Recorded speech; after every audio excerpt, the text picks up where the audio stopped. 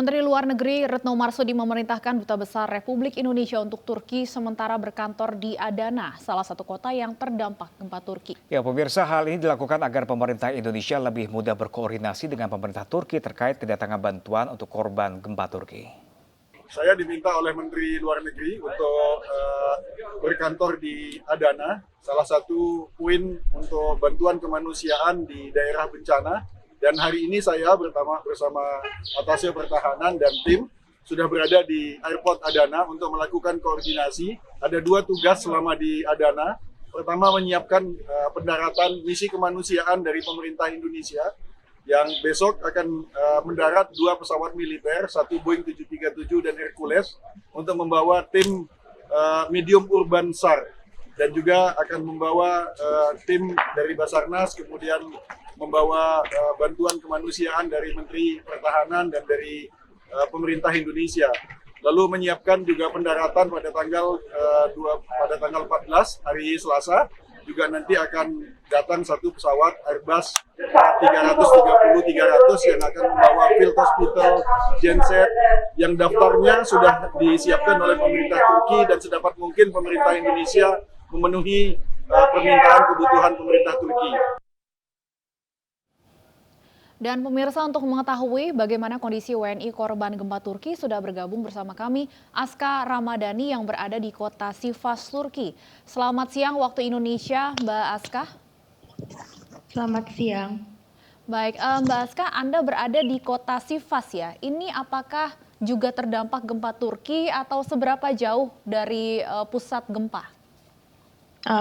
Kota Sivas sendiri ini letaknya 4 jam jauh dari pusat gempa. Kahramanmaraş itu 4 jam, 327 kilometer. Pas hari H gempa itu kita kena 4 kali gempa susulan, dan bangunan-bangunan yang emang lama itu juga mengalami kerusakan. Ya, Mbak Aska, kalau sejauh ini bagaimana kondisi WNI yang di tempat evakuasi ini? Seperti apa kondisinya? Apa sudah diperbolehkan untuk pulang? Untuk keputusan belum ada, keputusan pulang belum ada, cuma kita udah didatangi oleh Dubes RI yaitu Pak Muhammad Iqbal. Di situ kita diberikan wejangan dan motivasi untuk bertahan di sini, karena kita juga baru dapat informasi kemarin dari Presiden Turki langsung, yaitu keputusan untuk kuliah online. Tapi untuk keputusan pulang ke negara masing-masing belum ada. Mbak Aska, artinya saat ini berada di pengungsian ya? Kalau aku enggak, tapi kalau teman-teman aku yang ada di pusat gempa yang di Kahramanmaraş, Malatya, Gaziantep, dan juga Hatay, itu mereka sudah dievakuasi ke ibu kota Turki, yaitu ke Ankara. Oke, jadi kalau di kota Sivas ini memang tidak terlalu parah ya dampaknya, sehingga masih bisa bertahan di tempat tinggal masing-masing ya Mbak ya? Kalau Mbak Aska, ini benar. kalau gempa susulan terakhir yang terasa kapan Mbak Aska? Siang, itu siang yang paling besar. Nyampe ya semua orang disuruh keluar lari-lari, disuruh keluar gedung dan menjauh dari gedung-gedung tinggi. Apalagi kan di Turki ini kebanyakan masyarakatnya ini tinggal di apartemen kan, bukan seperti di Indonesia. Kalau di Indonesia itu kan rumah per rumah, kalau kita apartemen yang emang banyak banget gedung-gedung tinggi, jadi kita disuruh menjauh dari gedung-gedung tinggi itu. Mbak Aska juga di apartemen tinggalnya di sana? Aku di asrama. Oke. Kalau pada asrama saat negara. gempa yang pertama kali yang 7,8 itu terasa tidak di kota Sivas? Terasa, itu 7, itu pas subuh-subuh pagi, jam 4 pagi. Semua orang juga keluar. Oke, kalau di kota Mbak Aska ini tidak terdampak sama sekali kah akibat gempa yang 7, itu? Mungkin bangunan-bangunan lama itu terjadi kerusakan dan beberapa ada yang runtuh.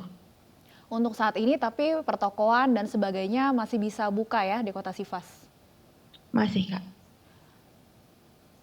Kalau untuk jumlah WNI yang dievakuasi, mungkin Mbak Aska ada informasi dari teman-teman?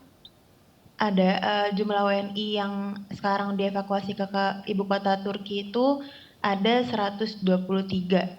123, ada juga 1 orang dari Myanmar, 1 orang juga dari Malaysia yang ikut bersama WNI Indonesia.